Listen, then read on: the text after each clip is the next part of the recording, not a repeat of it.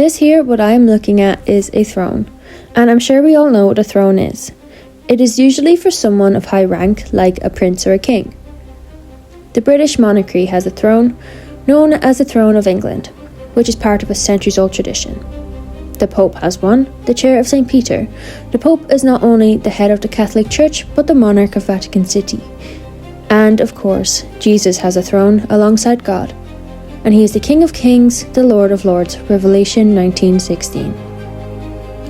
But who does this throne belong to?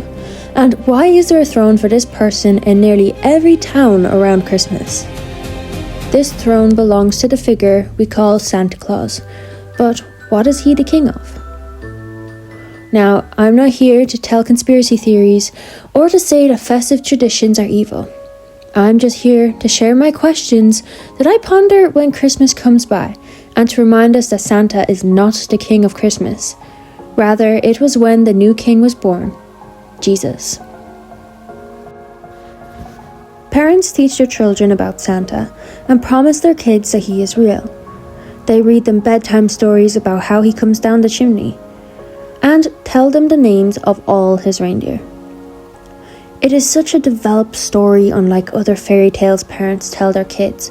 Little is known about the Tooth Fairy or taught about the Easter Bunny, but Santa has a whole story and background, a white lie they say, just to bring joy to the kids, but promising the existence of a man in the North Pole with an army of elves who leaves presents under the tree is more than a white lie. It is a straight out lie to their children.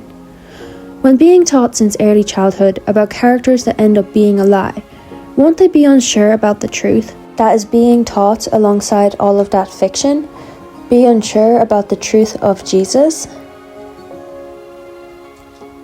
Jesus said, "Let the little children come to me," and yet they are brought to sit on Santa's knee. When God closes a door, he opens a window. Yet Santa goes down a chimney into the fire. Has Santa taken over Christmas? Parents make Santa an idol for their children on Jesus' birthday of all days, even when the whole concept of Santa is based on a lie. Some might say, but Christmas isn't even Jesus' real birthday, it's just a date picked. It was originally a pagan festival. Well, I look at it as Christmas has turned a corrupt day back into the once beautiful day that God made. The Celts celebrated Samhain. The Aztecs and Incas worshipped gods tied to changing seasons, while the Egyptians celebrated Osiris, and the Romans honored Sol Invictus. So many worshipped false gods, now and in the past. But we need to remember that God made every day of the year, and each one belongs to him. By claiming December 25th as the day that celebrates Jesus' birthday, we are taking the date back from any old customs and saying it's about something much bigger, the amazing moment of when God became man. It reminds us that no one else like Santa or any other figure owns this day. Christmas gives us a chance to focus on what matters most, the birth of Jesus. Let's get back to Santa Claus.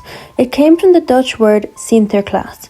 Sin refers to saint, ter means of, and Klaas means a short version of Nicholas.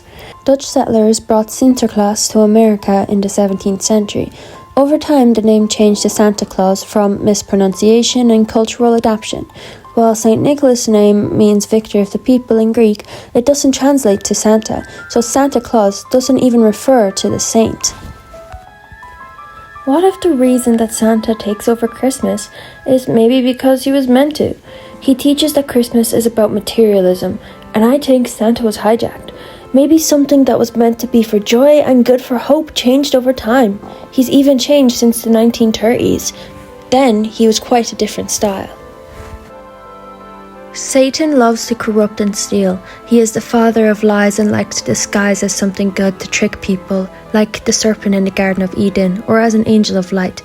Santa judges who is naughty or nice. Santa brings coal, Satan brings fire. I'm not saying Santa is Satan, but he could be a character Satan is using to replace Jesus. How does the story of a saint get changed into a heavy man in a red suit who lives in the North Pole with mythological elves?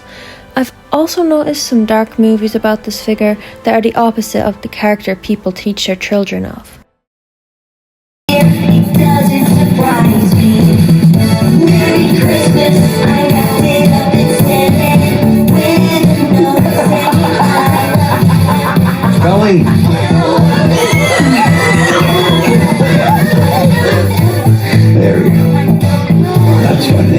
also a made-up character called Krampus.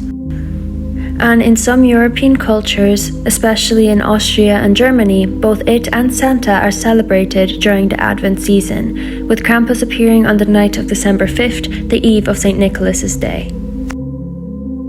Originating from Alpine folklore, it is depicted as a horned creature who punishes naughty children during the Christmas season, kidnaps and tortures. Why is a true story of Jesus defeating Satan covered with a made-up story about pretend figures, which makes Santa the hero? Santa was typically depicted in bishop's robes, which were a dark and muted colour. The man, who was a 4th century bishop from Turkey, became famous for his acts of kindness. He is recognised as the patron saint in various groups, including sailors, merchants, and children. The original St. Nicholas is in heaven and not a made-up figure, who is in a red suit with flying reindeer. The red started in 1870s by a cartoonist Thomas Nast. Then Coca-Cola started showing him in red as well, and it caught on. Even though the figure Santa may not have intentionally started out as being a distraction from Jesus, I think nowadays it's pretty obvious it was Santa who stole Christmas. So I ask you this Christmas time, please don't let Santa or anyone else divert our focus from Jesus.